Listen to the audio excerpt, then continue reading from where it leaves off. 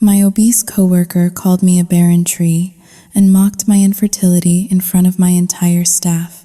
And exactly 1 week later, she was on her knees begging for mercy. But by the time I watched the police drag her away, my own marriage had already crumbled into dust. I am sitting here in the dark, staring at the divorce papers that ended my 10-year relationship, wondering how a simple act of kindness toward a stranger turned into a horror story. My name is Ava, and I made the fatal mistake of hiring Sarah, a woman who claimed to be a struggling single mother, but was actually a monster who weaponized my private medical trauma against me. She did not just steal from my company. She faked a pregnancy, staged a fall on the office floor, and unleashed an internet mob to terrorize my twin children just to extort me for $1 million. When you are pushed to the edge of sanity by a liar who wants to take everything you own, do you turn the other cheek, or do you burn the whole world down to get justice? I chose the nuclear option, and now I am alone. Tell me, everyone, what would you have done in my position? The fluorescent lights of the Connecticut family court hallway have a specific kind of hum. It is a low, electrical drone that seems designed to burrow into your skull and vibrate against your anxiety. I sat on a hard wooden bench, twisting my wedding ring around my finger. It felt loose.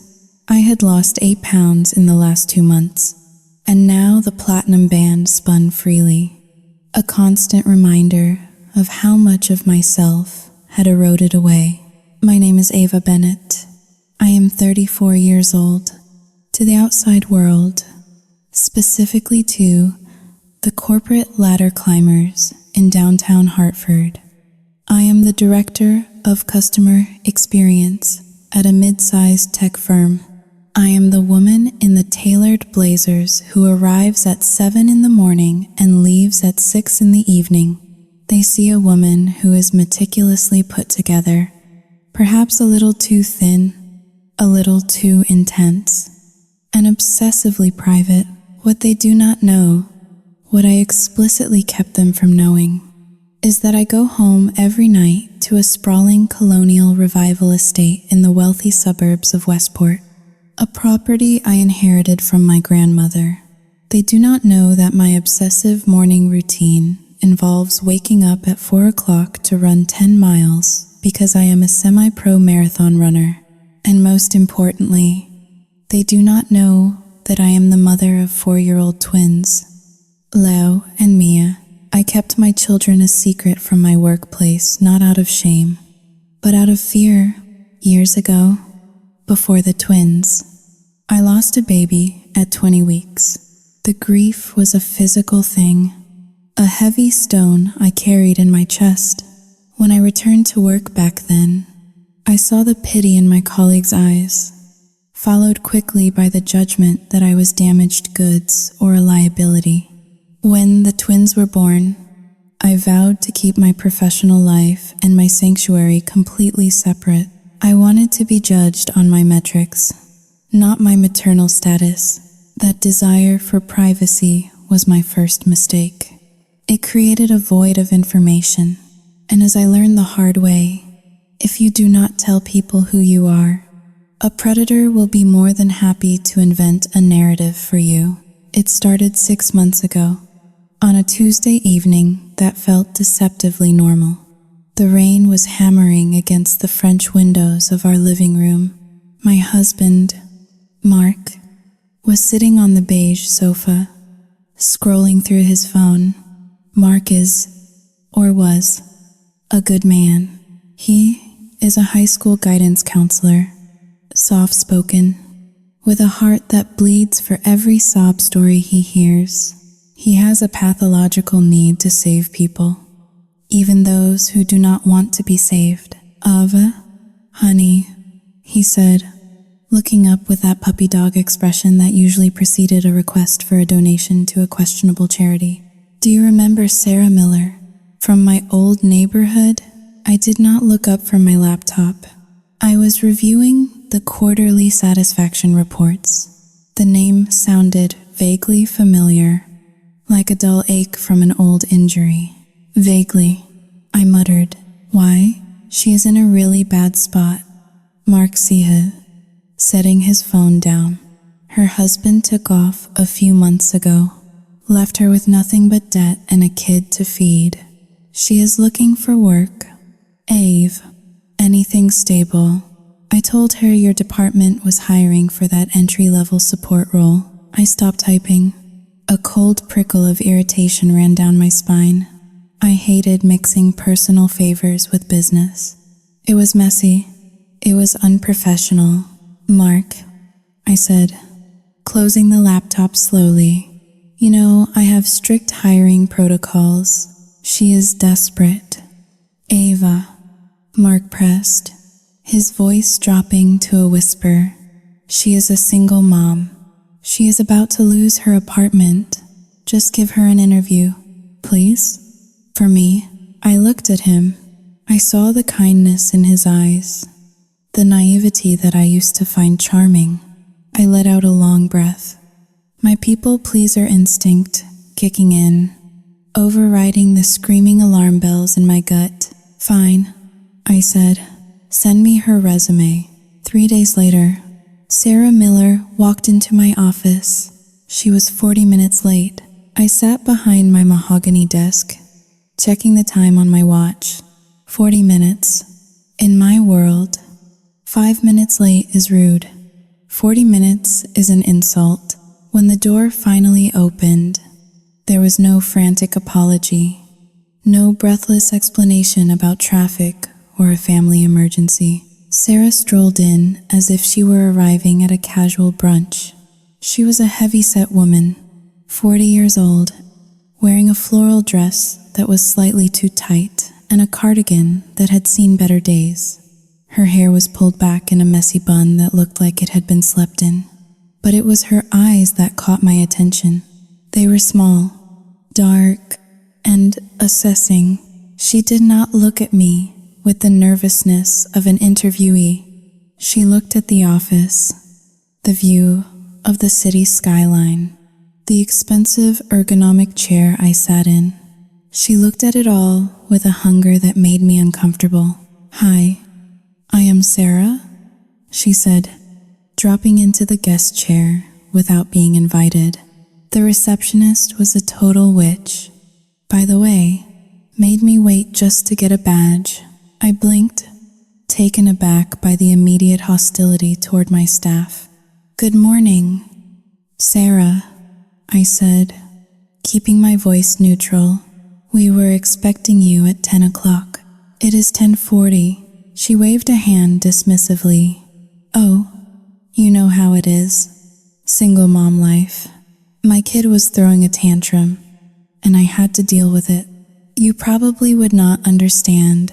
She paused, her eyes raking over my frame. I was wearing a fitted charcoal suit. My arms, toned from thousands of miles of running, were visible. You look like you have plenty of time to worry about yourself, she added, a smile playing on her lips that did not reach her eyes. Must be nice. I barely have time to eat, let alone hit the gym. God, you are essentially skin and bones. Are you not? The air in the room seemed to freeze. It was a classic backhanded compliment, an insult wrapped in the guise of observation. My internal monologue screamed at me to end the interview right there. She is rude. She is unprofessional. She is projecting her insecurities onto you within the first 60 seconds. But then I thought of Mark. I thought of the single mom story. I thought about how lucky I was to have my inheritance, my twins, my health, guilt, that useless, heavy emotion began to creep in. Maybe she was just defensive because she was intimidated. Maybe she really was just having a terrible morning. I forced a polite smile, the kind that hurts the corners of your mouth. We value punctuality here. Sarah, I said softly, But let us look at your resume.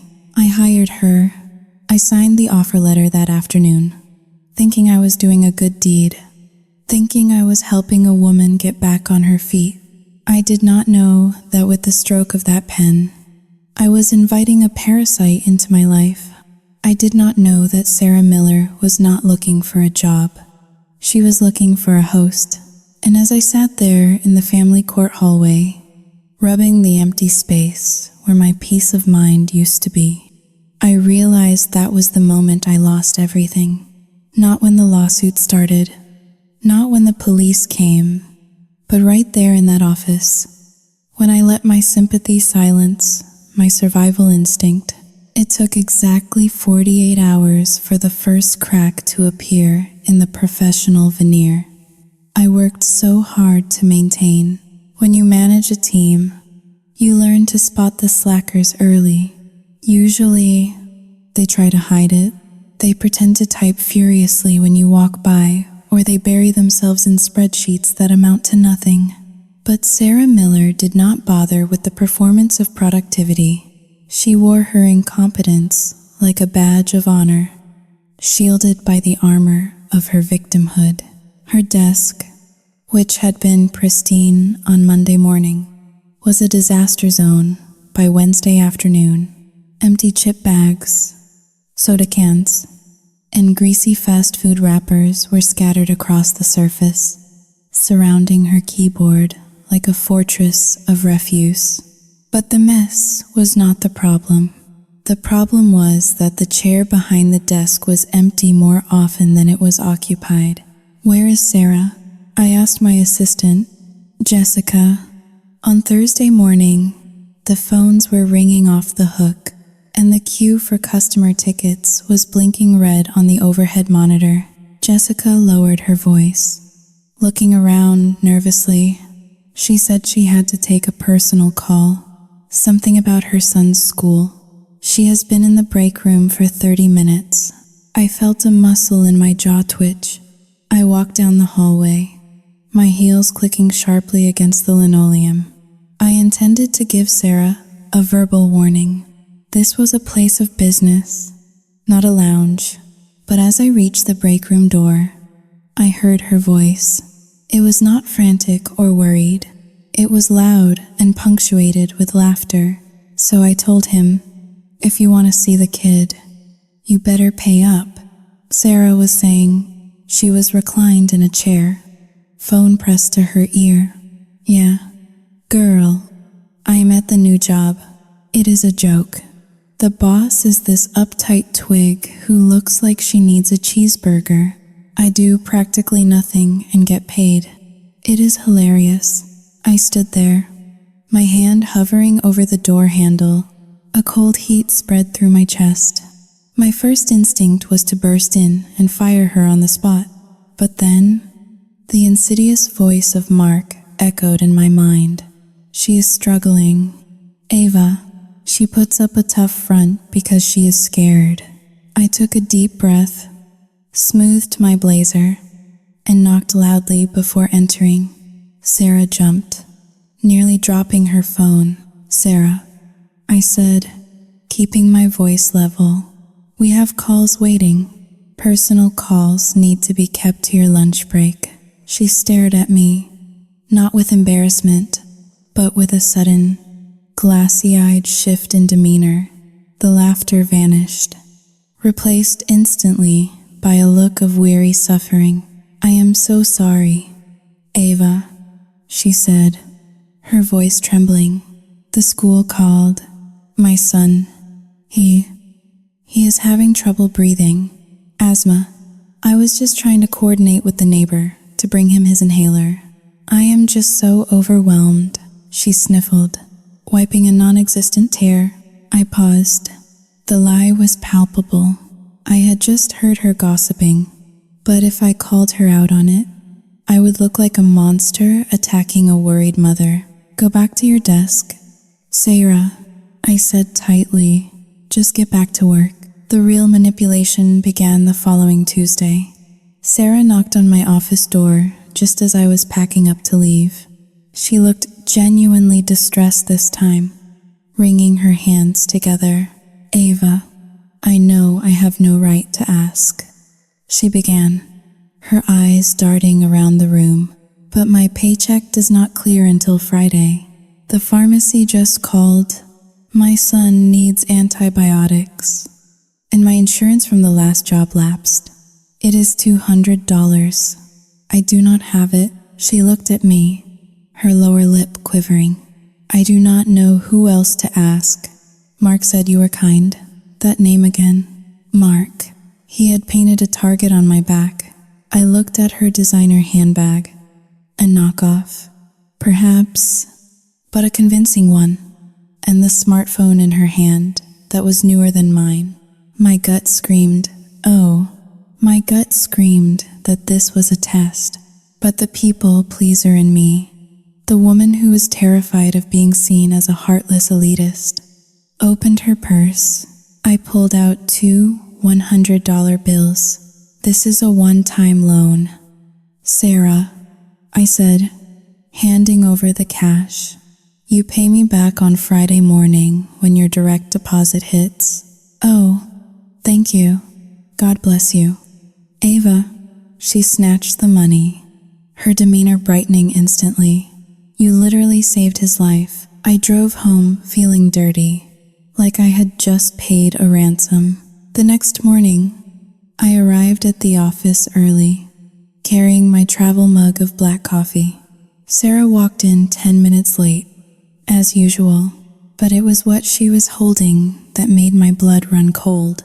In her right hand, she clutched a venti-sized cup from Starbucks, the kind with extra whipped cream and caramel drizzle that costs nearly $8. And as she tapped her key card to enter, I saw her hands. Her nails were fresh, long, acrylic coffins painted a neon pink with rhinestone embellishments. I stood in the doorway of my office, frozen. A manicure like that costs at least $60 or $70. The coffee was another $8. She had begged me for money to save her sick child less than 14 hours ago, claiming absolute poverty. I walked over to her desk.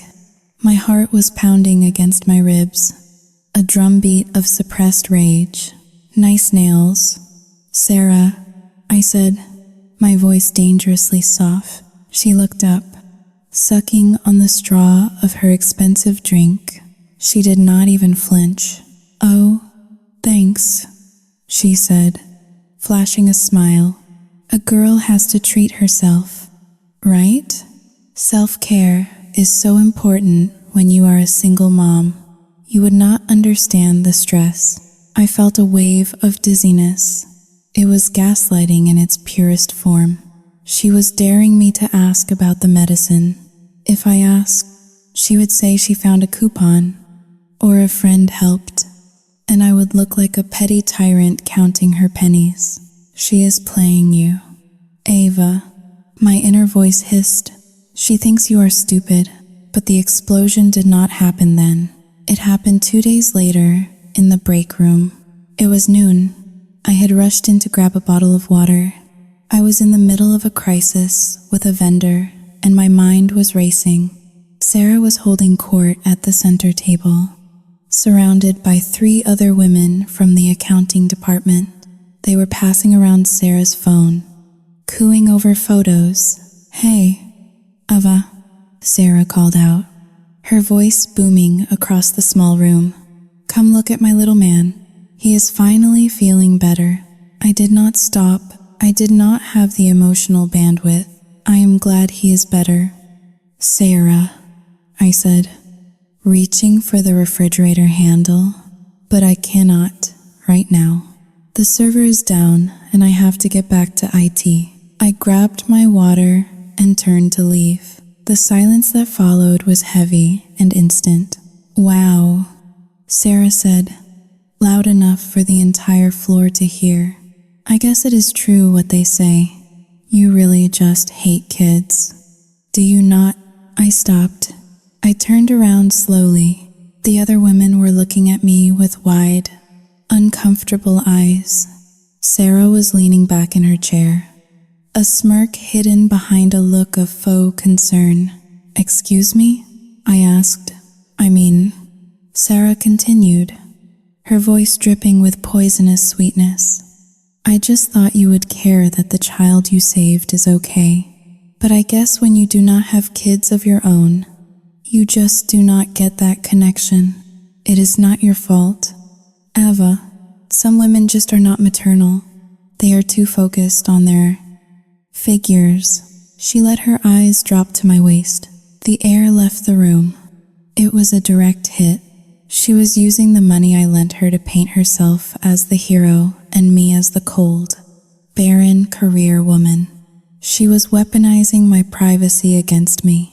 I wanted to scream. I wanted to tell them I had twins at home who were the light of my world. I wanted to tell them about the baby I buried, but I could not. If I engaged, I lost. If I defended myself, I looked defensive. "I have to get back to work," I said, my voice sounding brittle and hollow even to my own ears.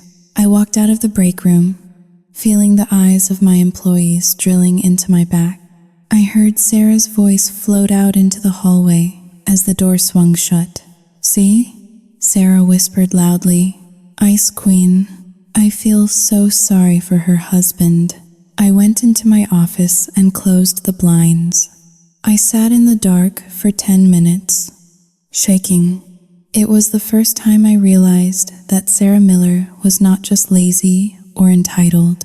She was dangerous, and she had already begun to dismantle my life. Brick by brick, the devil is always in the details. In my line of work, the details are usually buried in rows 18 through 40 on a Microsoft Excel spreadsheet. It was the last Friday of the month, a day reserved for the financial reconciliation of my department. The office was quiet, bathed in the twilight that filtered through the glass walls. Most of the staff had left at 5 o'clock sharp to start their weekends, eager to escape the corporate grind. Even the cleaning crew had not arrived yet. It was just me, the hum of the central air conditioning, and the glowing monitor of my computer. I rubbed my temples, trying to massage away a headache that had been throbbing since my interaction with Sarah in the break room 3 days prior. I had tried to put her cruel comments out of my mind, focusing instead on the metrics. Numbers were safe. Numbers did not lie. Numbers did not call you barren or mock your body type. But as I scrolled through the expense reports for the customer support team, a discrepancy caught my eye. It was small at first. A reimbursement request for emergency office supplies submitted by Sarah Miller. The amount was $150. The receipt attached was a blurry photograph of a generic invoice from a big box store. The date was last Tuesday.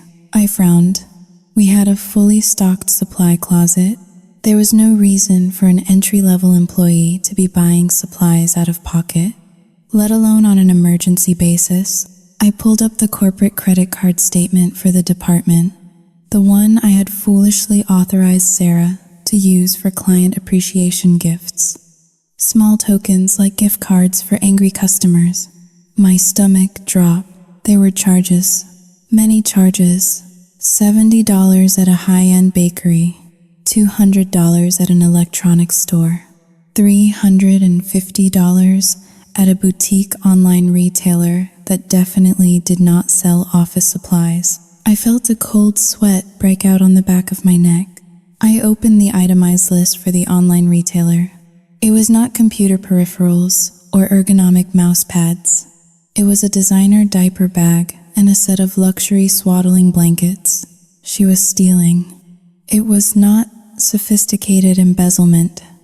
It was clumsy, arrogant theft.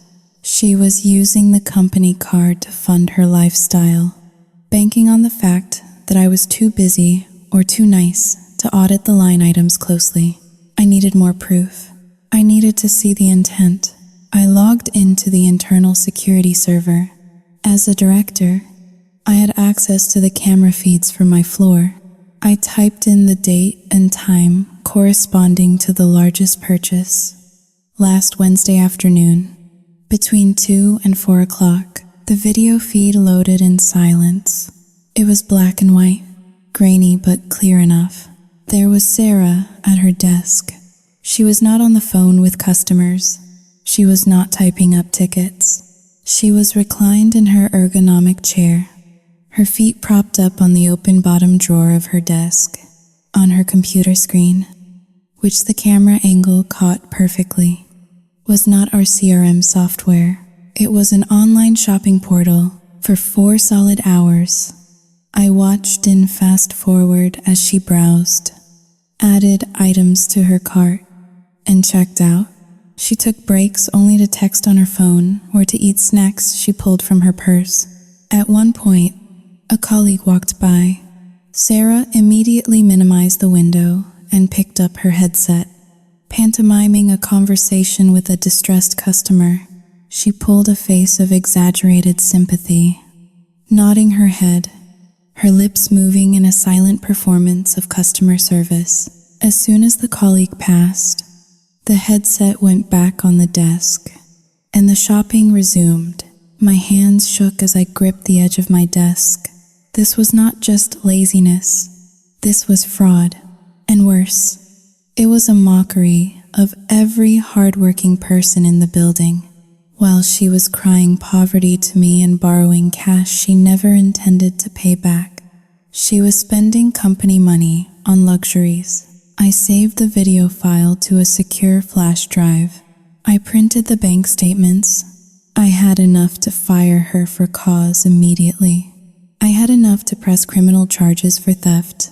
But as I packed my bag, a heavy stone of dread settled in my gut.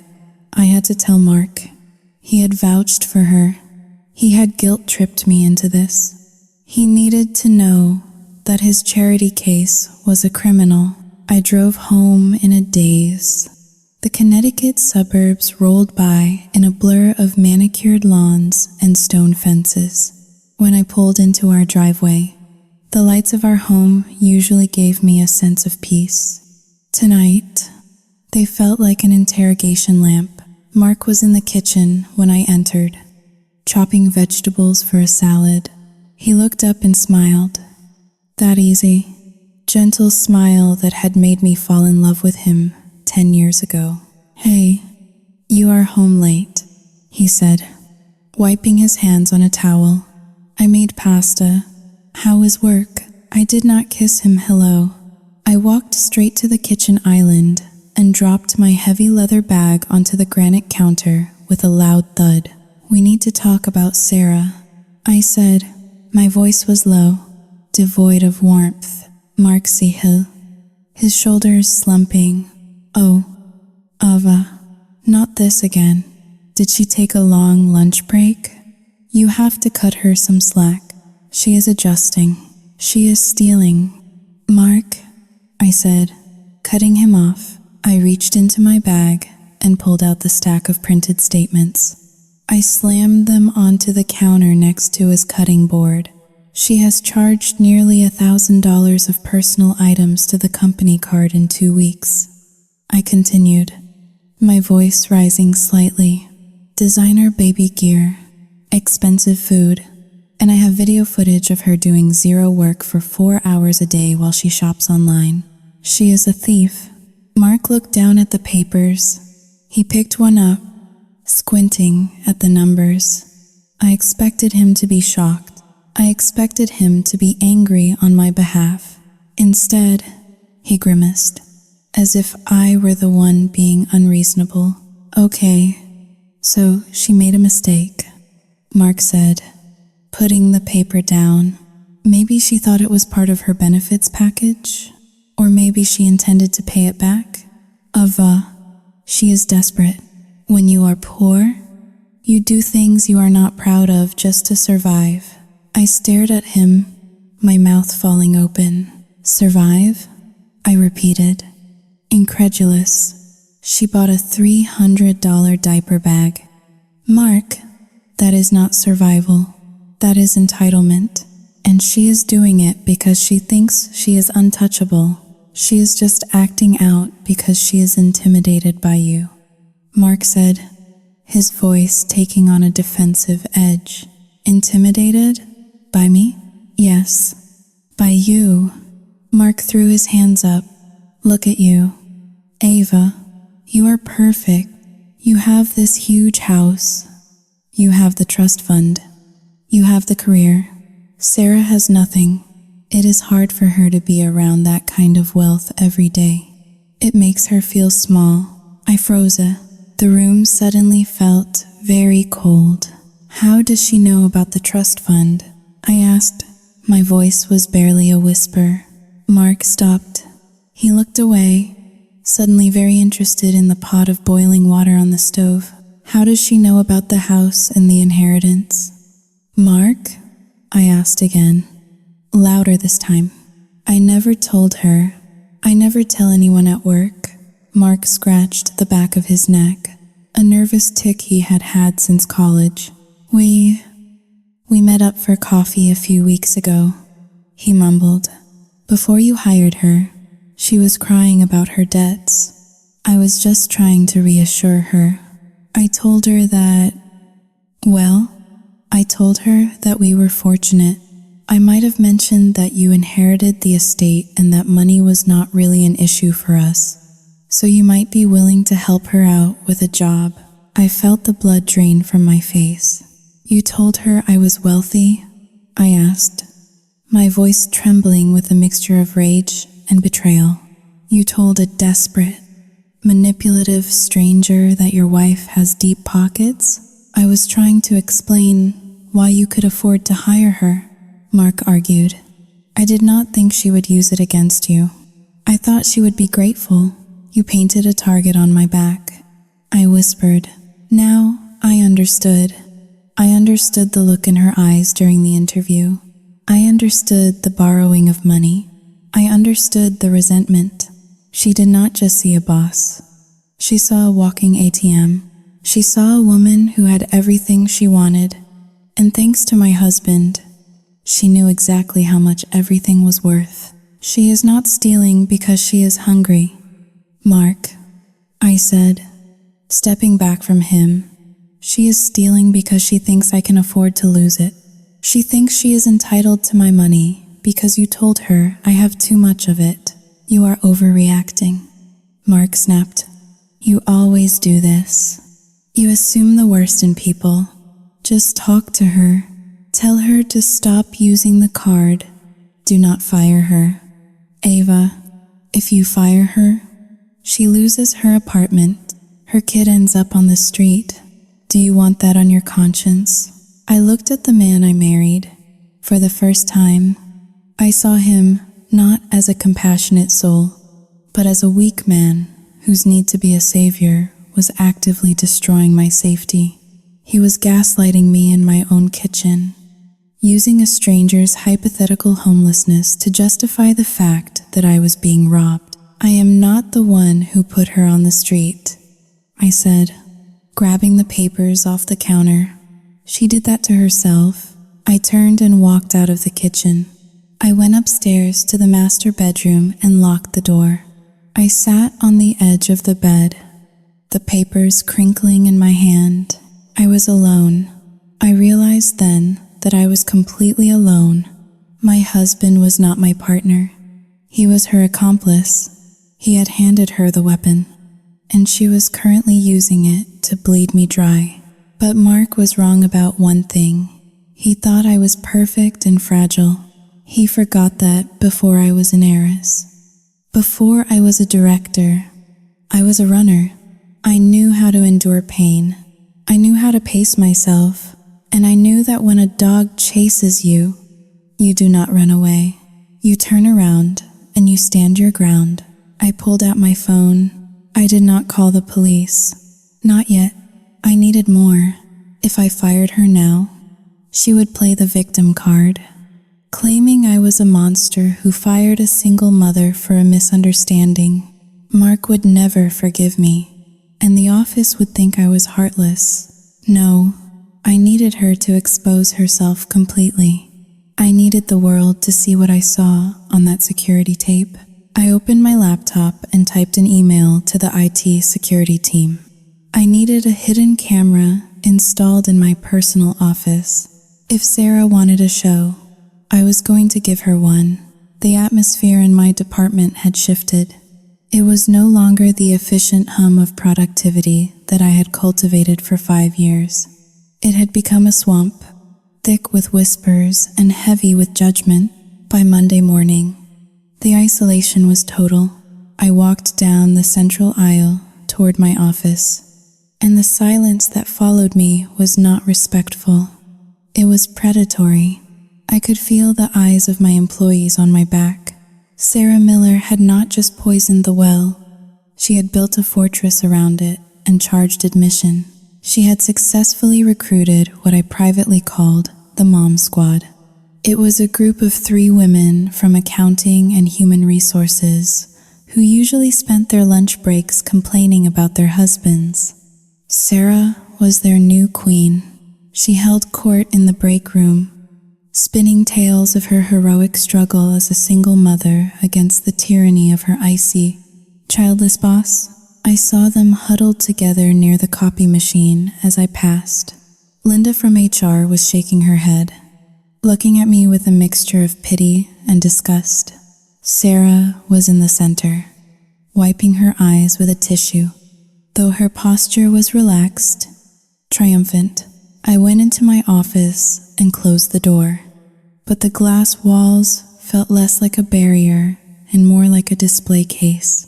I was the specimen. They were the scientists, tapping on the glass, waiting for a reaction. I sat down at my desk and opened my laptop, trying to focus on the quarterly projections. But my eyes were drawn to a stack of papers sitting on the corner of my blotter. They were not reports. They were glossy, colorful brochures. My heart skipped a beat. I reached out and picked them up. The first one was titled, Overcoming Anorexia, A Guide to Loving Your Body. The cover featured a skeletal woman looking into a mirror. The second one was worse. It was a pamphlet from a local fertility clinic titled, When the Cradle Remains Empty. Coping with infertility and barrenness. The air left my lungs. The room seemed to tilt on its axis. This was not a prank. This was a surgical strike. Sarah had taken the 2 things she perceived as my weaknesses, my runner's physique and my lack of visible children, and weaponized them. She was diagnosing me. She was mocking me. I felt a phantom pain in my lower abdomen, the ghost of the cramps I had felt 15 years ago when I lost the baby. The grief I had buried so deep clawed its way up my throat. My hands began to shake violently. The glossy paper crinkled under my grip. She knows, my mind whispered. She does not know the truth, but she knows where it hurts. I stood up, my chair scraping loudly against the floor. I could not breathe. The walls of the office were closing in. I needed air. I needed to hide. I grabbed my purse and walked swiftly out of the office. Keeping my head down, I did not run, but my pace was brisk, bordering on frantic. I heard a stifle of giggles as I passed Sarah's desk. I pushed into the executive washroom and locked the door.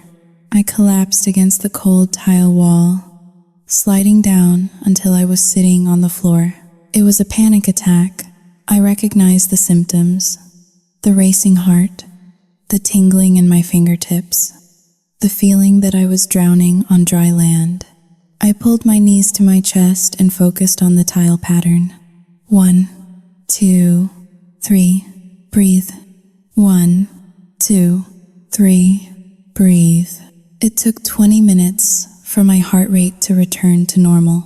When I stood up and looked in the mirror, my face was pale, my eyes wide and haunted. I splashed cold water on my face.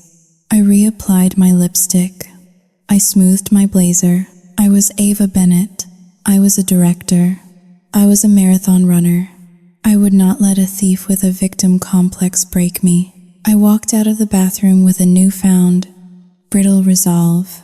I marched straight to Sarah's desk. She was eating a bagel, crumbs scattering over the keyboard she barely used.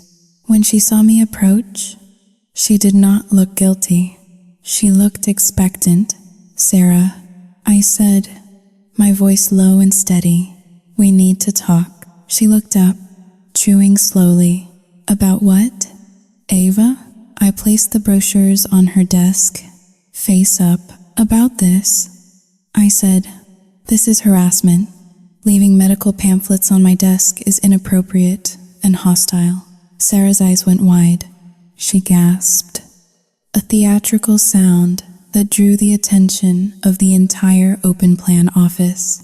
"Harassment?" she cried out, her voice pitching up. "Oh my God.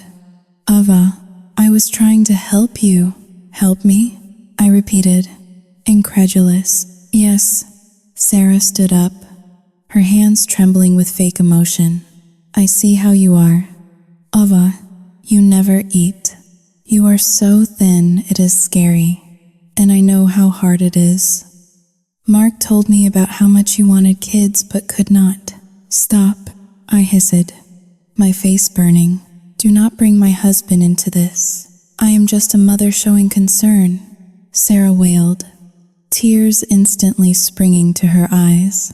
"I thought maybe you were just sad. I thought maybe that is why you are so mean to me. Because you are jealous that I have a son, and you have nothing." The room went dead silent. I stood frozen. She had done it. She had said the unspeakable thing out loud. In front of 20 people, she had painted me as the bitter, barren woman punishing the fertile mother. "I am not jealous of you, Sarah," I said, my voice shaking despite my best efforts. "I am your boss, and this is a place of business." "You are fat-shaming me," Sarah shouted, pivoting effortlessly to her next defense. "You hate me because I am a big woman. You leave these things here to make me feel bad about myself, and then you twist it around." I looked around the room. I saw the faces of my team. They were not looking at Sarah's theatrics. They were looking at me. They saw a thin, wealthy woman standing over a crying, overweight, single mother. They saw the power dynamic, and they judged me for it. I realized then that logic had no place here. Facts did not matter. Sarah was playing an emotional game, and she was winning because she had no shame. "Pick up the brochures, Sarah," I said quietly, "and get back to work." I turned and walked back to my office. I felt small. I felt dirty. My phone buzzed in my pocket. It was a text from Mark. "Sarah just messaged me. She is crying in the bathroom. She said you yelled at her about her weight in front of everyone." "Ava, what is wrong with you?" I stared at the screen. The text blurred as tears finally welled up in my eyes. She had gotten to him first. She always got to him first. I sat down in my chair and looked at the hidden camera I had installed the day before. It was blinking, a tiny, invisible red light. "Let her cry," I thought, a cold hardness settling over my heart. Let her tell her stories, because the next time she performed, I would not be the only audience member. I typed a reply to my husband. "We will talk tonight," but I knew we would not. Mark was already lost to me. He was a casualty of his own gullibility. I was on my own now, and if I was going to survive the storm that was coming, I had to stop being the victim. I had to become the hunter. Friday arrived with the suffocating scent of cheap pepperoni and stale mozzarella. It was the monthly employee appreciation lunch, a corporate ritual where morale was supposed to be boosted by carbohydrates and forced socialization. The conference room had been transformed into a banquet hall of grease. Stacks of pizza boxes from a local chain towered on the central table. The air was thick, warm, and smelled intensely of yeast and garlic. For most people, it was a free lunch. For me, it was a minefield. I stood near the window, holding a small plastic container of kale salad with grilled chicken that I had brought from home. I was midway through a 12-week training block for the Boston Marathon. My nutrition was calculated down to the gram. I had run 20 miles that morning at 4 o'clock, moving through the dark streets of Westport while the rest of the world slept. My body needed fuel, not empty calories. Sarah Miller-Voss. Predictably, at the center of the room, she had positioned herself right next to the pizza boxes, acting as the unofficial hostess. She held 3 slices on a flimsy paper plate, the grease soaking through and staining her fingers. "Come on, Ava," Sarah called out, her voice booming over the low murmur of conversation. "Live a little. 1 slice is not going to kill you." The room went quiet. It always did when she spoke to me now. The tension was a physical weight. "I am fine, Sarah. Thank you," I said, stabbing a piece of chicken with my fork. "I have a strict diet right now." Sarah laughed, a wet, throaty sound. "Diet? Honey, I look at you. If you turn sideways, you disappear. It is not healthy. It is obsessive." She looked around at her audience, the mom squad, seeking their approval. They giggled nervously. "It is just salad, Sarah," I said, my patience fraying like an old rope. "It is not just salad," Sarah retorted, her voice hardening. "It is an insult. We are all here trying to bond, and you are standing there judging us for eating real food. You think you are better than us because you starve yourself?" I felt the blood rush to my face. I checked the door, praying for David, our vice president, to arrive and end this. He was the only person in the building who commanded enough respect to silence her. "I am not judging anyone," I said quietly. "You are," Sarah sneered. She took a step toward me. "You are projecting your issues onto us. Maybe if you ate something, you would not be so miserable. Maybe if you had some meat on your bones, your body would actually work the way a woman's body is supposed to." The insult hung in the air, heavy and toxic. "Excuse me?" I whispered. "You heard me," Sarah said, her eyes gleaming with malice. "Everyone knows why you are so bitter. Ava, you are dried up. You are a barren tree. You cannot have kids, so you starve yourself to look like a teenager. It is sad. Really, you are not a real woman." The world seemed to stop. The hum of the refrigerator, the chatter of the staff, the traffic outside, it all vanished. There was only the ringing in my ears and the image of Sarah's smug, greasy face. She had crossed the line. She had taken my grief, my private medical history, and turned it into a public spectacle for her own amusement. "That is enough." The voice was a thunderclap.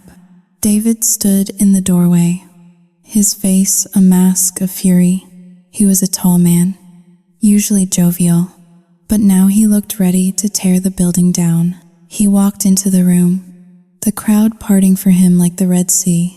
He stopped directly in front of Sarah. "Get your things."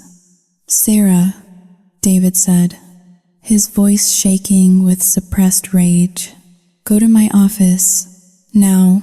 Sarah blinked, her mouth opening and closing like a fish. "What? Why?" She was attacking me. She is creating a toxic work environment with her. "Stop lying," David snapped. "I heard every word. And for your information, Miss Miller, since you seem so concerned with Ava's body," David turned to the room, addressing everyone. "Ava is not starving herself. She ran 20 miles this morning before any of you were even awake. She is a semi-professional marathon runner. And as for being barren, David pointed a finger at me. Ava is the mother of 4-year-old twins. She does not talk about them because she is a professional who respects boundaries, something you clearly know nothing about. The silence that followed was absolute. It was deafening. I saw the heads turn. I saw the shock on the faces of the mom squad. I saw the realization dawn on them. The running, the discipline, the lack of photos. It all made sense now, but I was looking at Sarah. For a second, I saw fear. I saw the realization that her narrative had just been nuked. The childless, jealous boss story was dead. But then, something terrifying happened. Her face twisted, the fear vanished, replaced by a pure, unadulterated rage. Her eyes bulged. Her face turned a mottled red. You lied, she screamed, pointing a shaking finger at me. She did not apologize. She attacked. You tricked me, Sarah shrieked, spittle flying from her mouth. You let me think you were childless. You sat there and let me pity you. You were mocking me the whole time. You think it is funny? You think it is funny that I am a struggling single mom and you have everything? You hid your kids to make me look stupid. She was rewriting history in real time. She was the victim again. Sarah, stop this immediately, David warned, stepping forward. No, you are all against me, Sarah yelled. Suddenly, her eyes rolled back in her head. She clutched her stomach with both hands, dropping the paper plate. The pizza slices landed face down on the carpet with a wet slap. My baby, she wailed, her voice cracking. Oh God, the stress. You are killing my baby. She collapsed to the floor. It was a clumsy, heavy fall, designed to make as much noise as possible. She curled into a fetal position, sobbing and gasping for air. Help me. Someone help me. She pushed me, Sarah screamed, pointing blindly in my direction. She pushed me down, my stomach. I stood 10 feet away. I had not moved an inch. The room erupted into chaos. 2 women from the mom squad rushed to her side, fluttering around her like anxious hens. Someone shouted to call 911. I stood there, watching the performance. It was magnificent in its depravity. She was not pregnant. I knew she was not pregnant. She had been drinking wine coolers in the photos she showed everyone last week, but she was willing to fake a medical emergency, and willing to destroy my reputation, willing to lie about physical assault, all to avoid taking responsibility for her own cruelty. David looked at me, his eyes wide with shock. He looked at Sarah, writhing on the floor, then back at me. I did not panic. I did not rush to help her. The people pleaser in me died right there next to the dropped pizza. I reached into my pocket and pulled out my phone. I opened the camera app and hit record. Ava, what are you doing? David asked, his voice strained. Documenting. I said. My voice was ice cold. It did not sound like my voice. It sounded like a lawyer or an executioner. I recorded Sarah screaming about a phantom pregnancy. I recorded her accusing me of a push that never happened. I recorded the faces of the witnesses who knew I was standing on the other side of the room. Inner monologue. Scream all you want, Sarah. Make it loud, because when the police see the security footage, every tear you shed will be another nail in your coffin. The paramedics arrived 6 minutes later. They loaded a wailing Sarah onto a stretcher. As they wheeled her past me, she locked eyes with me. Her sobbing stopped for a fraction of a second. She glared at me with a hatred so pure it felt like a physical blow. "You will pay for this," she mouthed. I did not look away. I did not blink. "No, Sarah," I thought as the elevator doors closed. "You will." The destruction of my life did not happen with a bang. It arrived in a thick, manila envelope delivered by a process server on a rainy Tuesday morning. I was at home, on administrative leave. The company, in its infinite corporate wisdom, had suspended both Sarah and me pending an investigation. They called it standard protocol. I called it cowardice. I was sitting at my kitchen island, staring at the rain streaking the glass. When the doorbell rang, the man at the door was indifferent. He chewed gum loudly as he handed me the packet. "Ava Bennett?" he asked.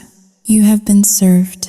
He turned and walked back to his sedan before I could even close the door. I opened the envelope with trembling hands. The legal language was dense, aggressive, and completely untethered from reality. Sarah Miller versus Ava Bennett and TechCore Solutions. Plaintiff seeks damages for hostile work environment, wrongful termination, intentional infliction of emotional distress, and physical assault. I scanned the pages, my breath catching in my throat. Paragraph 14 claimed that I had violently shoved the plaintiff, causing her to fall and suffer severe abdominal trauma resulting in the loss of a pregnancy. She was doubling down. She knew she was not pregnant. I knew she was not pregnant, but she had put it in a sworn affidavit. And then I saw the number. Plaintiff demands compensatory and punitive damages in the amount of $1 million. I laughed. It was a dry, choking sound that scraped my throat. $1 million. She did not want justice. She wanted a winning lottery ticket, but the lawsuit was just the opening salvo. The real artillery was being fired on the internet. My phone started buzzing around noon. It began with a few notifications from Instagram, then escalated to a constant, vibrating drone. I unlocked the screen and saw that I had been tagged in hundreds of comments. My stomach churned as I opened TikTok. There she was. Sarah was sitting in a hospital bed, or what looked like one. I squinted at the background. It was a beige wall with a generic landscape painting. It looked suspiciously like her living room, but she was wearing a hospital gown and a foam neck brace. Her eyes were red and swollen. "Hey guys," she whispered into the camera, her voice breaking perfectly on cue. I did not want to make this video. I really did not. But I cannot stay silent anymore. I watched, horrified, as she spun a tale of gothic misery. She described a boss who mocked her weight daily, who forced her to work through lunch while starving, and who finally, in a fit of jealous rage, pushed her down because Sarah dared to be a real mother. "She is rich," Sarah sobbed, wiping her nose. "She lives in a mansion in Westport. She has everything, and she tried to kill my baby because she is bitter that she cannot have her own." The video had 3 million views. I scrolled down to the comments. It was a digital lynch mob. "Find this woman and ruin her. Eat the rich. I hope she loses everything. Someone should pay her a visit." The term fat-shaming bully was trending. My full name was in the hashtags. My LinkedIn profile had been linked. Someone had even found my address. I threw the phone onto the sofa, as if it were burning. I felt dirty. I felt unsafe. The violence moved from the screen to my reality 3 hours later. I heard a thud against the front of the house, then another, then a wet, splattering sound. I ran to the front window and peered through the blinds. A beat-up sedan was speeding away, tires screeching on the wet asphalt. I opened the front door. The white siding of my grandmother's colonial estate The home I had lovingly restored was dripping with raw eggs. Yellow yolk ran down the wood like infected pus. Shells were scattered on the porch, but that was not the worst part. Taped to the front door was a handwritten note. It was scrawled in black marker. "We know where your twins sleep. Watch your back."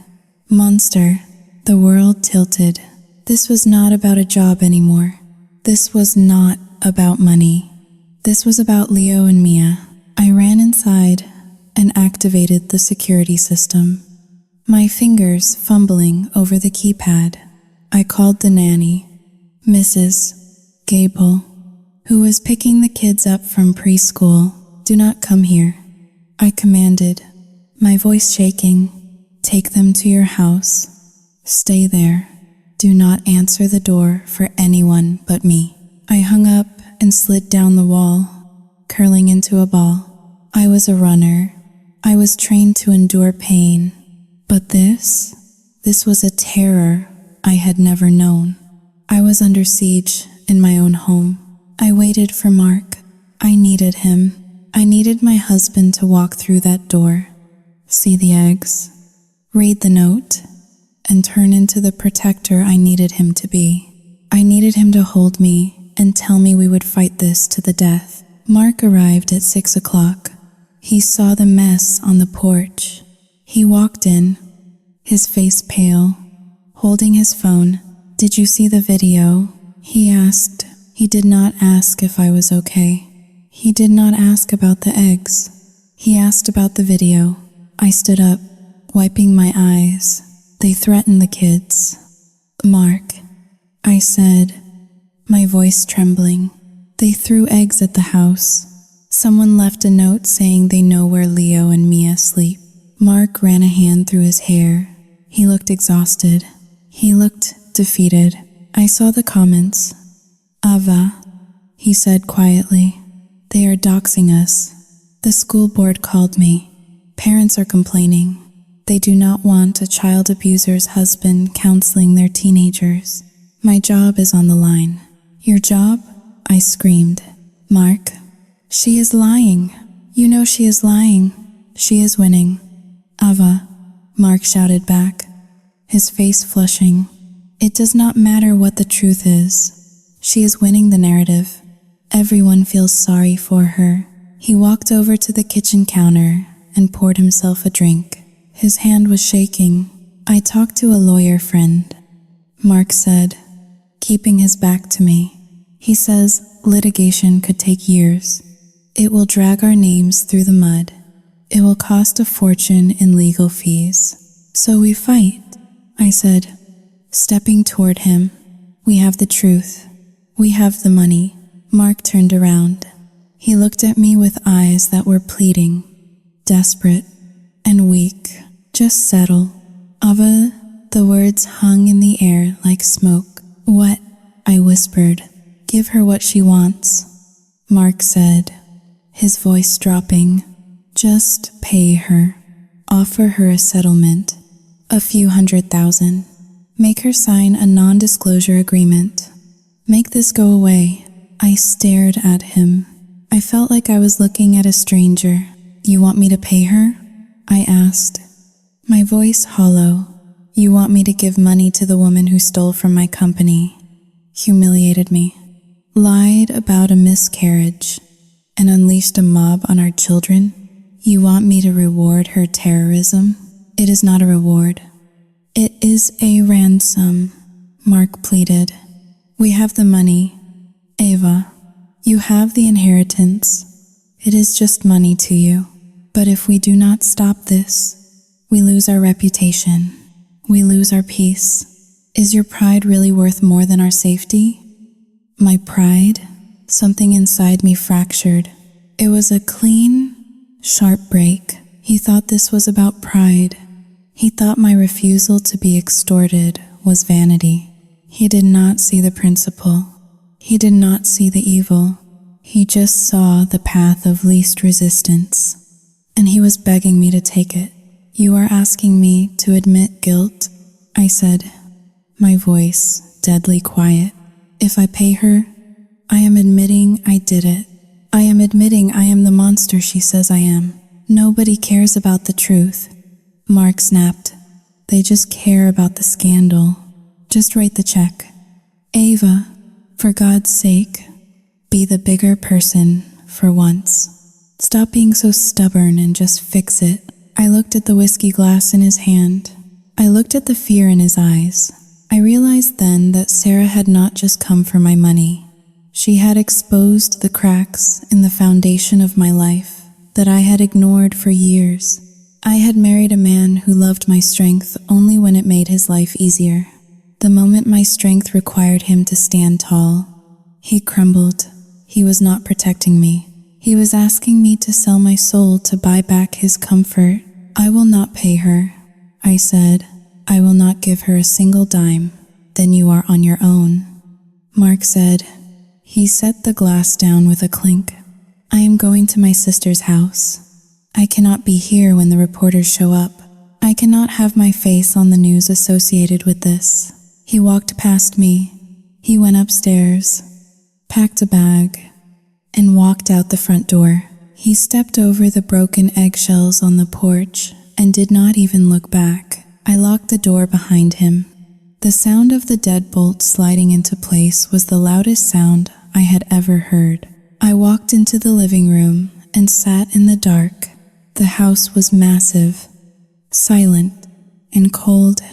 Outside, the rain washed the yolk down the siding, but the stain remained.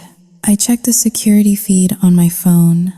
The camera I had installed in my office, the footage of Sarah's fake fall. Mark wanted me to delete it. He wanted me to pay. He wanted peace at any price. But I was a marathon runner. I knew that the only way out of hell was to keep running through it. I pulled up the contact information for the most aggressive defamation attorney in the state of Connecticut. It was 8 o'clock at night. I dialed the number.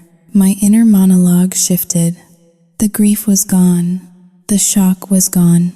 In its place was a cold, metallic resolve. You want a villain. Sarah? I thought, staring at her pixelated face on my screen. Fine. I will show you what a woman with resources and zero mercy looks like. Mark was gone. The people pleaser was dead. The war had officially begun. The art of war is not about violence. It is about deception. It is about making your enemy believe they have already won. So they lower their shield just enough for you to slide the blade in between their ribs.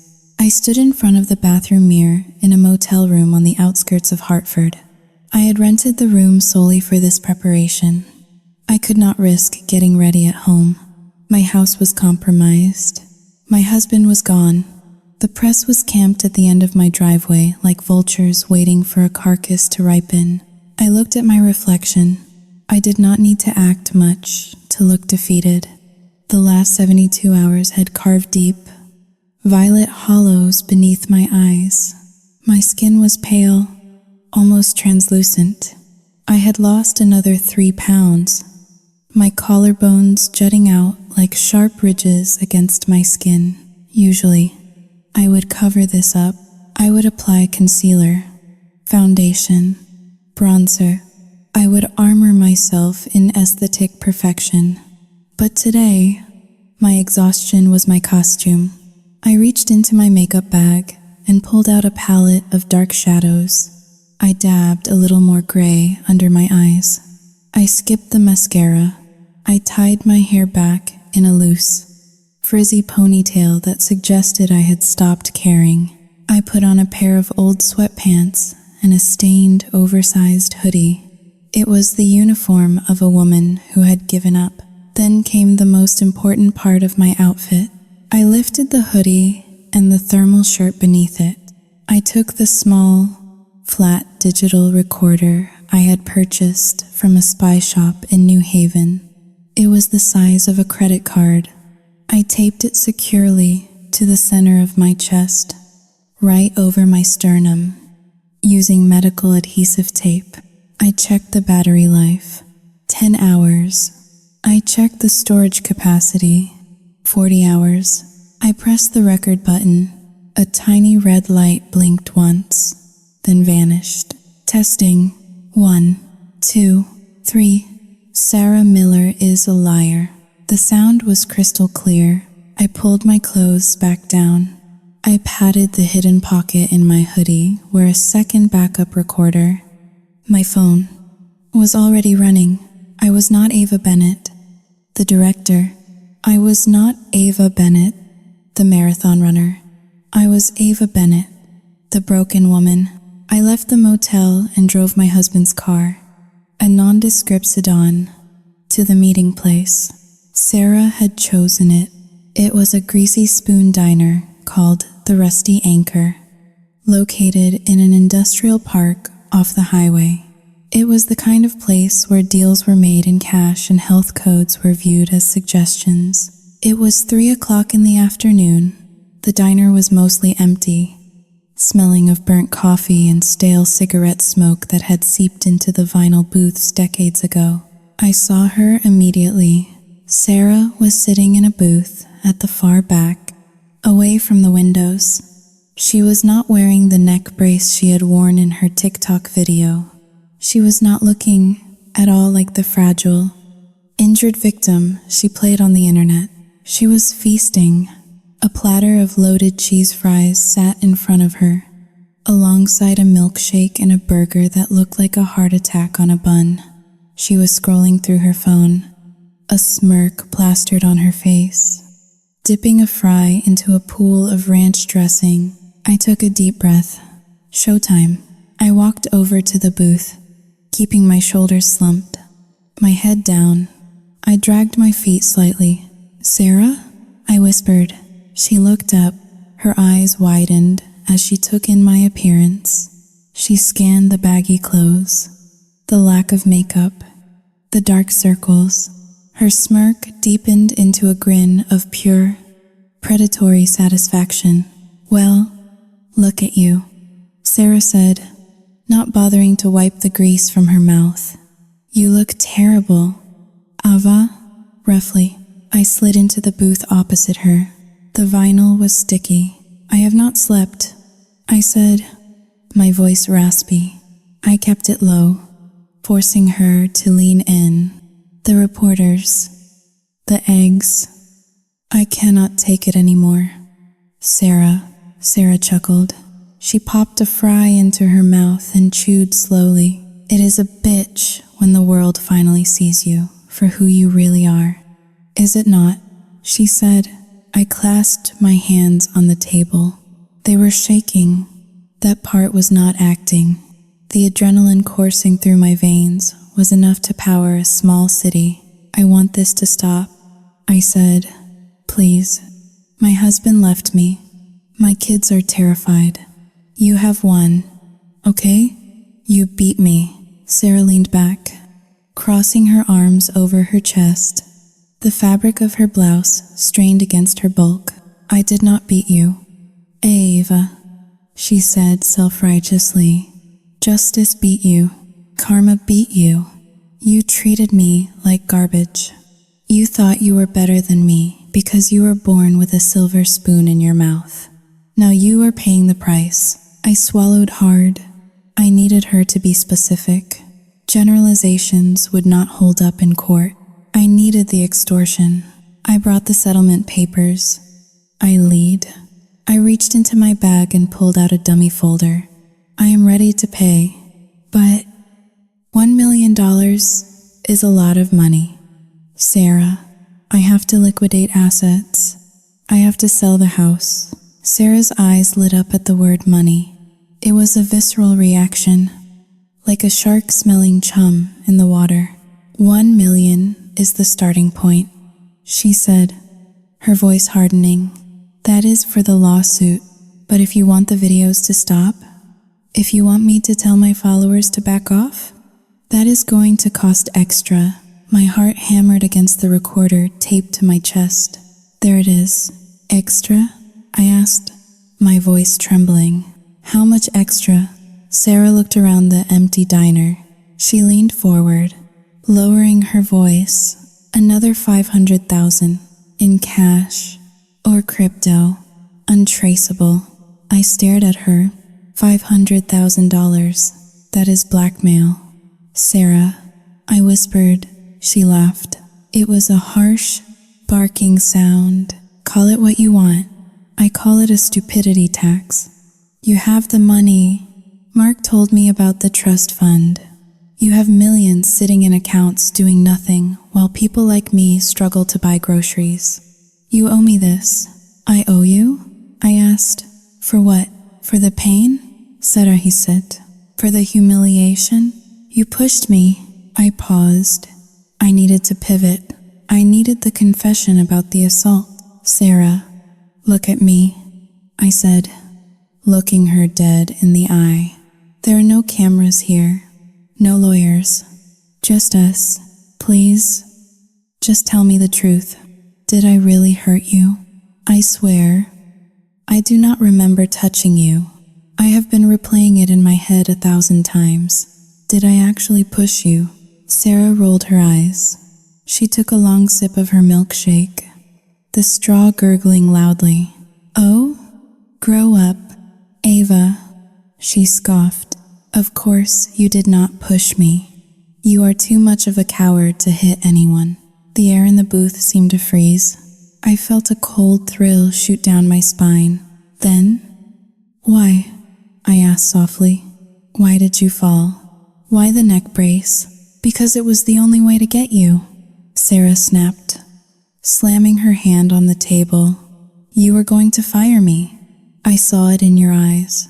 You were going to fire me for using that stupid credit card. Were you not? You were stealing. Sarah, I said. I was supplementing my income, she retorted. And I knew if I did not do something big, you would toss me out on the street. So, yeah, I put on a show. I threw myself on the floor. I screamed. And guess what? Everyone believed me. Because people hate women like you. Skinny, rich, perfect women. They want to see you fail. I just gave them a reason to cheer. I nodded slowly, letting the words sink into the recording device. And the pregnancy? I asked. The baby you said you lost? Sarah waved a hand, dismissively. There was no baby. You idiot. I had my tubes tied 5 years ago. But miscarriage plays really well with the jury. It plays really well on TikTok. It makes you a baby killer. And that is why you are going to pay me every single cent I asked for. I looked down at the table. I felt a wave of nausea, not from fear, but from the sheer, rotting ugliness of her soul. She had simulated the death of a child, a pain I knew intimately, a pain that had nearly destroyed me. For a payday, she was not just a thief. She was a ghoul. So, I said, keeping my voice steady, let me get this straight. You faked the fall. You faked the pregnancy. And now you are demanding $1.5 million to stop lying about me? Sarah smiled. It was a smile of absolute triumph. Bingo. She said, you write the check, and I will release a statement saying we settled and that I forgive you. I will even tell the dogs to stop throwing eggs at your house. But if you do not pay, she leaned in closer, her breath smelling of onions and malice. If you do not pay, I will accuse Mark of harassment next. I will say he tried to touch me when we met for coffee.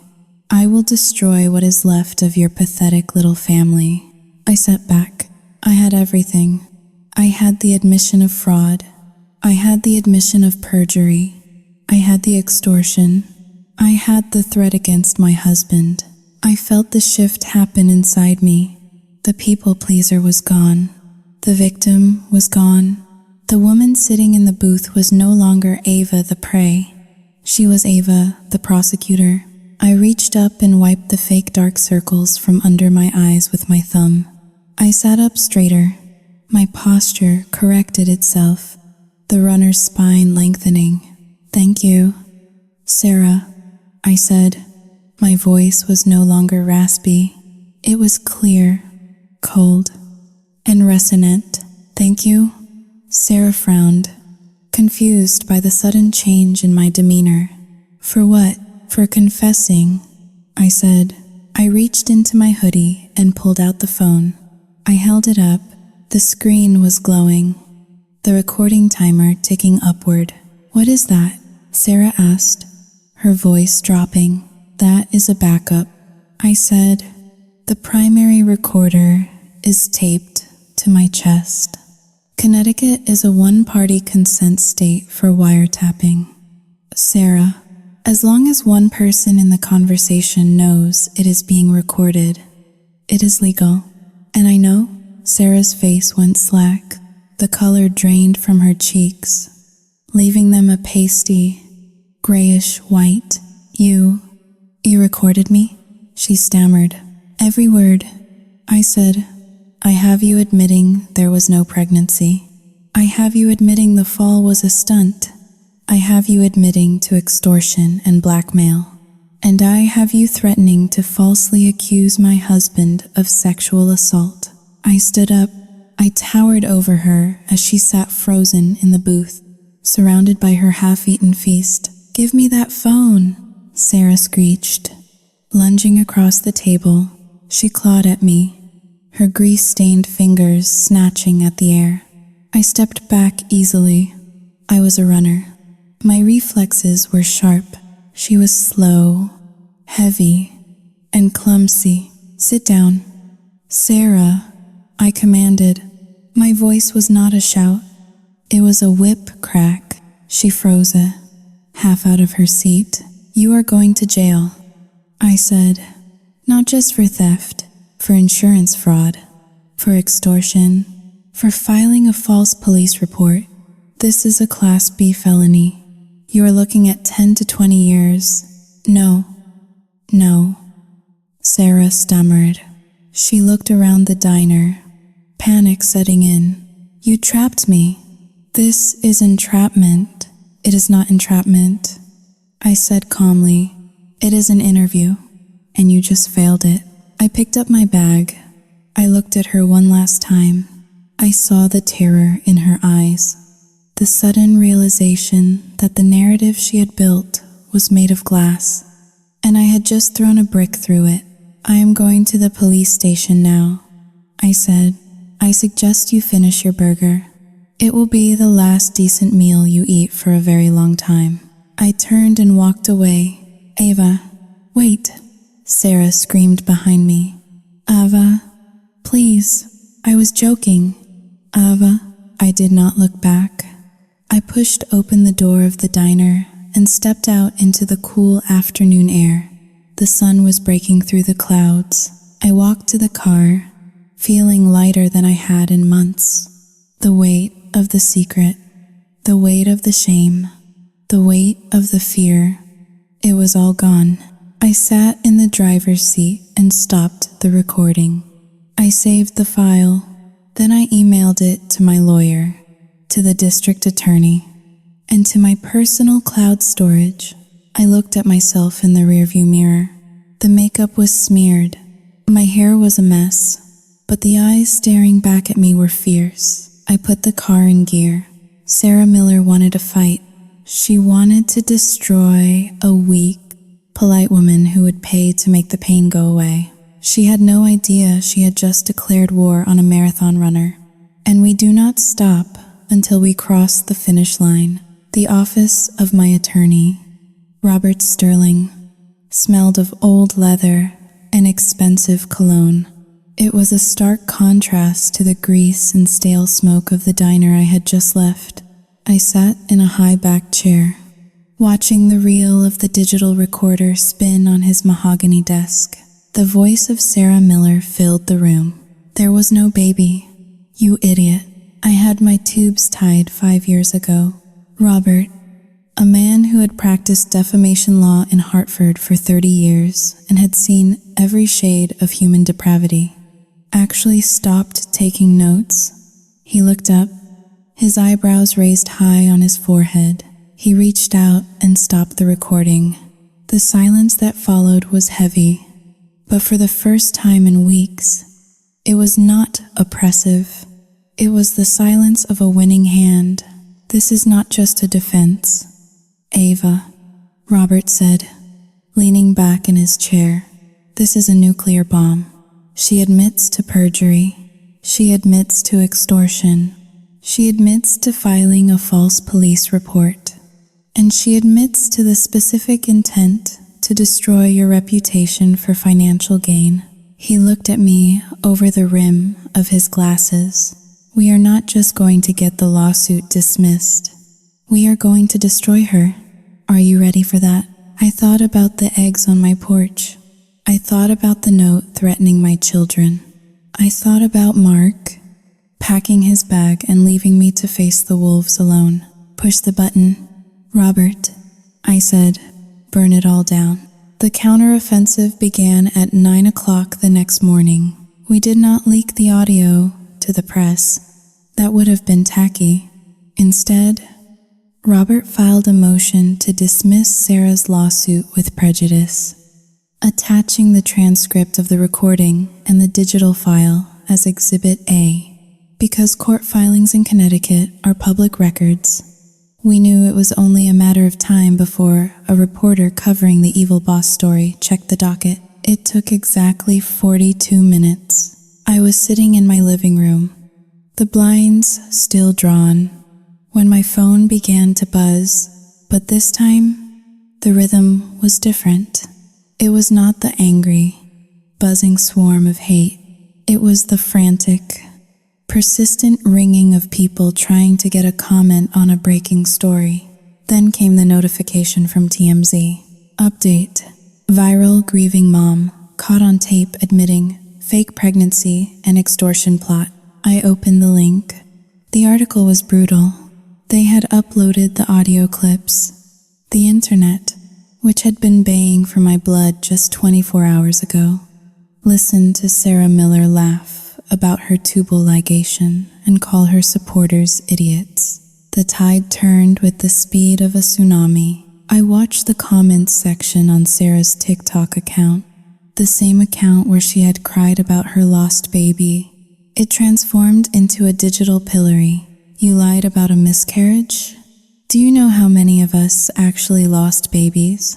I donated $50 to your GoFundMe. I want my money back. You scammer. This woman is a sociopath."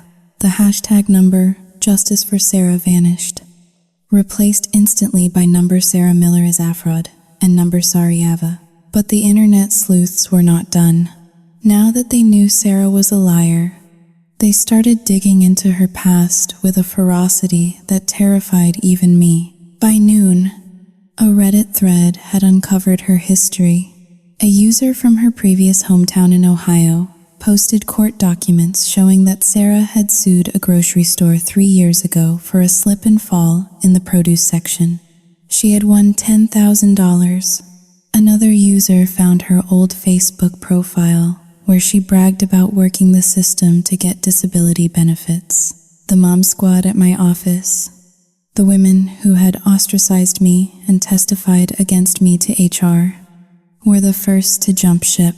I received an email from Linda in HR at 2 o'clock. "Dear Ava, I am so confused by the news reports. I just wanted to reach out and say that I always had my doubts about Sarah. I hope you know I was only trying to be neutral. Please let me know when you are returning to the office." I deleted the email without replying. Neutrality in the face of injustice is complicit. They had enjoyed the drama. They had enjoyed seeing the perfect boss taken down a peg. Now that the truth was out, they were scrambling to save their own careers. At 4 o'clock, the police arrived, but they did not come to my house. They went to the motel where Sarah was staying, a luxury suite she had rented, using the money she raised from her sympathetic followers. A news helicopter captured the footage. I watched it live on the television in my kitchen. Sarah was let out in handcuffs. She was not wearing her neck brace. She was wearing a tracksuit, and she looked small, disheveled, and furious. She was shouting at the officers, but the audio from the helicopter was just the chopping of blades. It looked like a silent movie of a tantrum. The scroll at the bottom of the screen read, "Viral star Sarah Miller arrested on charges of extortion, grand larceny, and filing a false report." My phone rang again. This time, the caller ID showed a name I had been dreading. Mark. I stared at the screen. He was calling from his sister's house. He had seen the news. He knew he had bet on the wrong horse. He knew he had abandoned his wife to protect a reputation that was now permanently stained by his own cowardice. I let it ring. I let it go to voicemail. I walked over to the window and finally, for the first time in a week, I pulled the blinds up. The rain had stopped. The sun was setting, casting long, golden shadows across the lawn. The reporter vans at the end of the driveway were packing up. They had their story. The villain had been unmasked. And it was not me. I should have felt triumphant. I should have felt happy.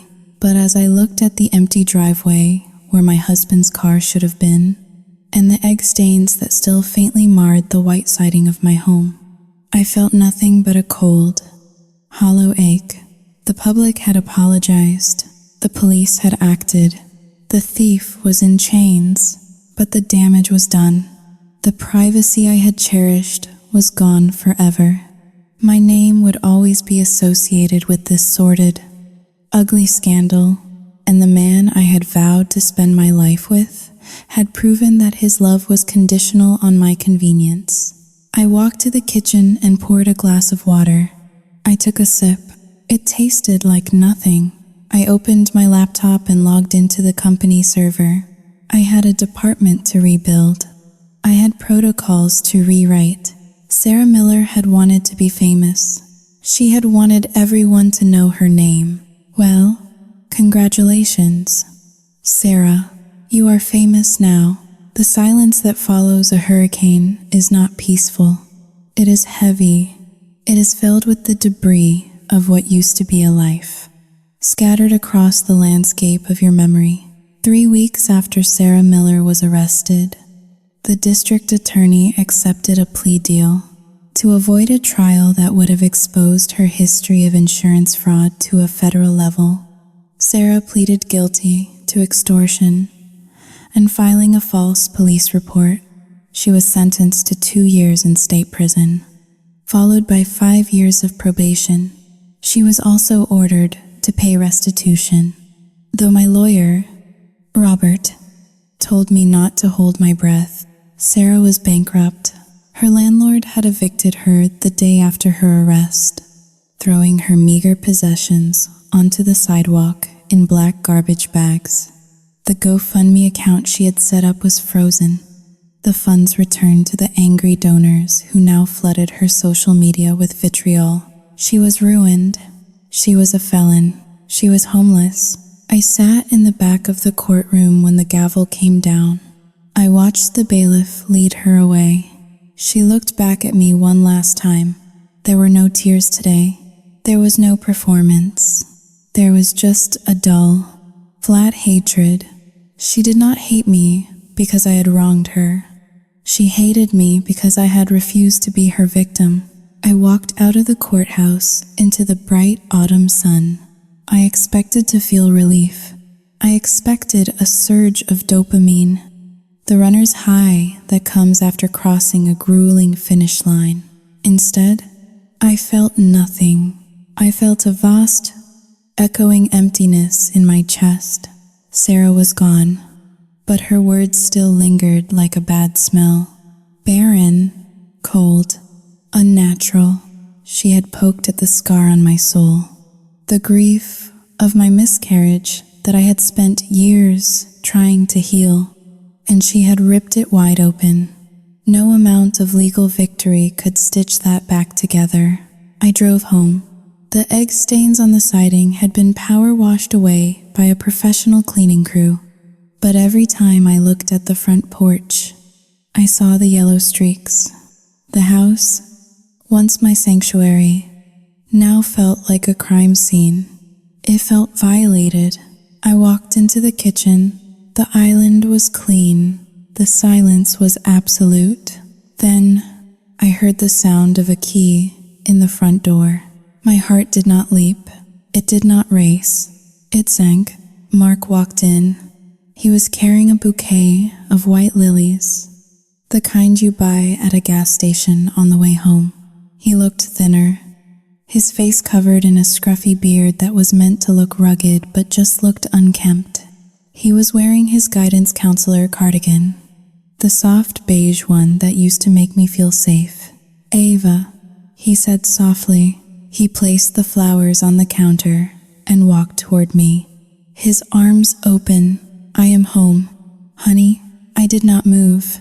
I stood by the refrigerator, my arms crossed over my chest. I watched him approach, analyzing him as if he were a stranger. I saw the hesitation in his step. I saw the calculation in his eyes. "You have been gone for 3 weeks. Mark," I said. My voice was flat. "I know," Mark said, stopping a few feet away. "I know, and I am so sorry. It was a nightmare, but I am back now." He smiled, a weak, hopeful twitch of his lips. "I saw the news." He continued, "You did it. Ava, you beat her. I knew you would. You are so strong. That is why I love you. You never give up." I stared at him. The audacity of his words took my breath away. "You knew I would beat her?" I repeated. "Is that why you told me to pay her? Is that why you told me to admit guilt and give her $1 million? Mark winced. He ran a hand through his hair, his favorite nervous tick. I was panic-stricken.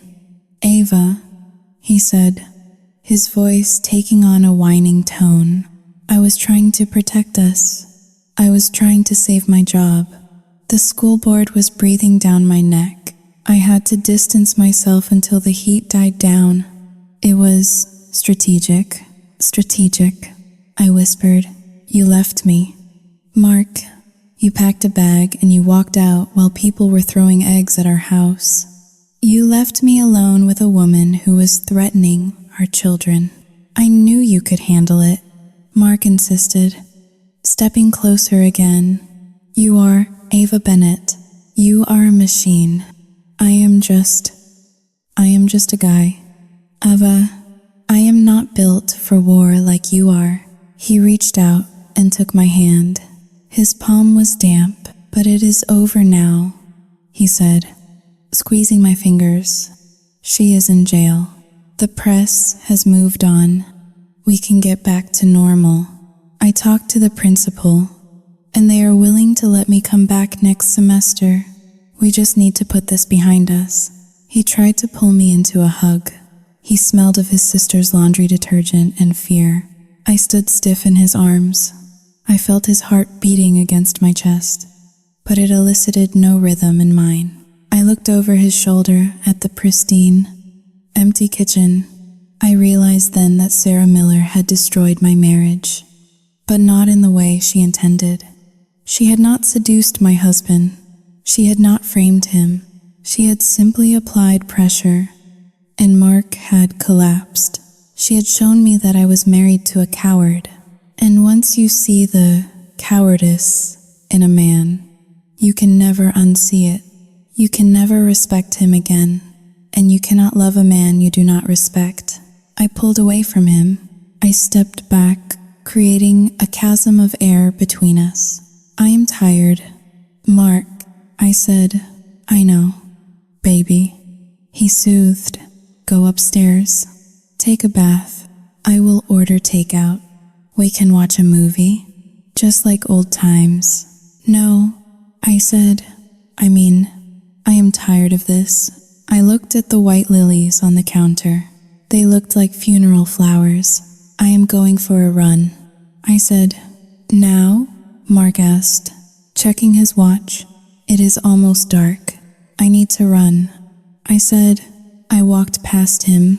I went to the mudroom and laced up my shoes. I put on my reflective vest. I did not say goodbye. As I stepped out into the cool evening air, I started to jog.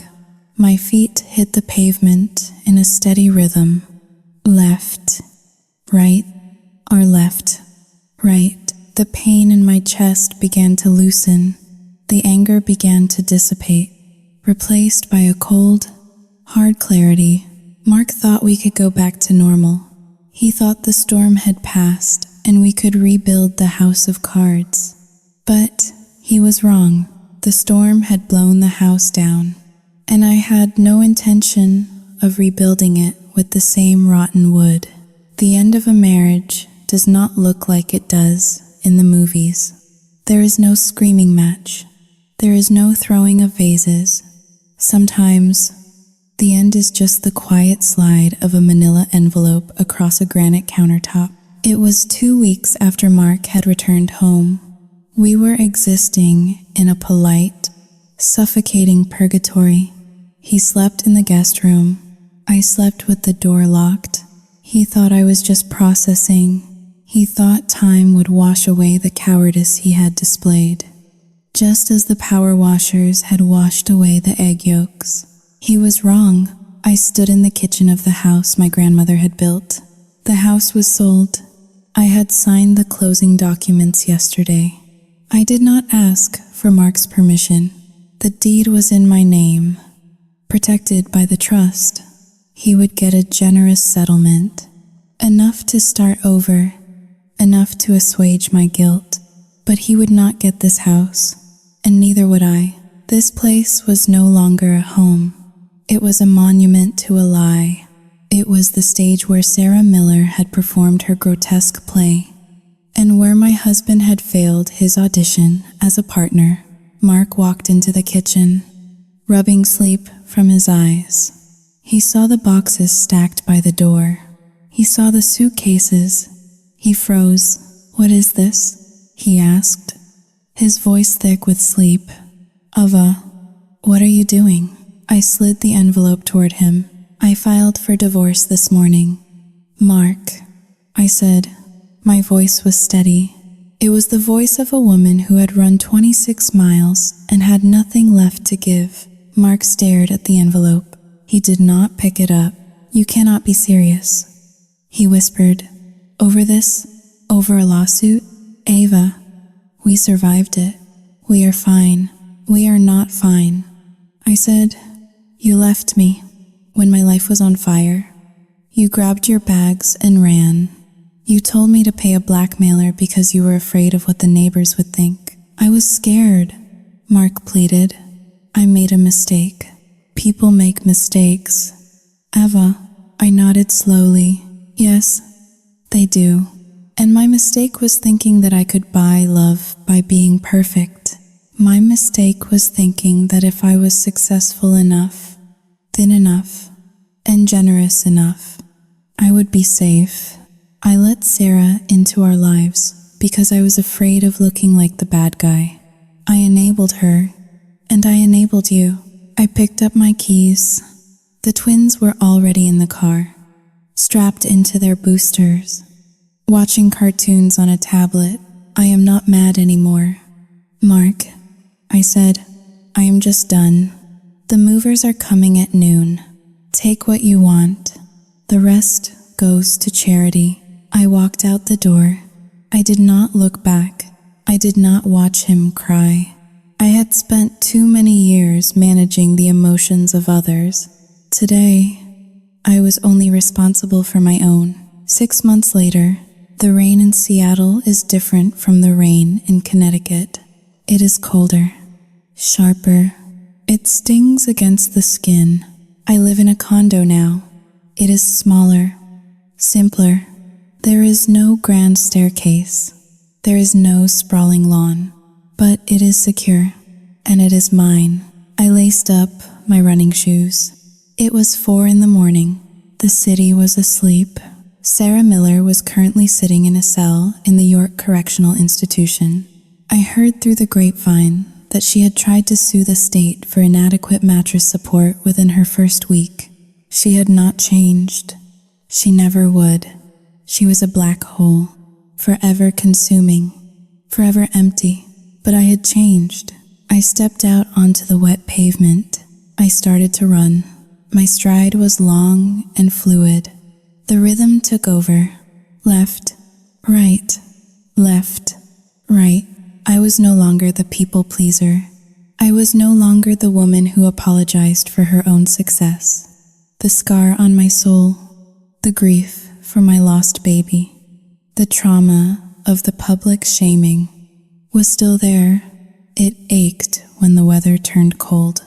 It would probably always ache. But as I ran along the waterfront, watching the gray light of dawn break over the Puget Sound, I realized something. Kindness without boundaries is self-destruction. I had tried to save Sarah because I wanted to be a savior. I had tried to keep Mark happy because I wanted to be a perfect wife. I had set myself on fire to keep everyone else warm, and all I got in return was ash. I picked up the pace. My lungs burned. My legs screamed. I was alone. I was a single mother. I was a divorcee. I was scarred. But for the first time in my life, I was free. I ran into the mist, a solitary figure moving against the wind. I was not running away from my past anymore. I was running toward myself. We often believe that the villain of the story is the person holding the knife. In this story, Sarah Miller was the villain. Yes, she was entitled, manipulative, and cruel. But the uncomfortable truth is that evil can only thrive when good people open the door and invite it in. Ava's tragedy was not just that she met a bad person. It was that she lacked the boundaries to keep that bad person out.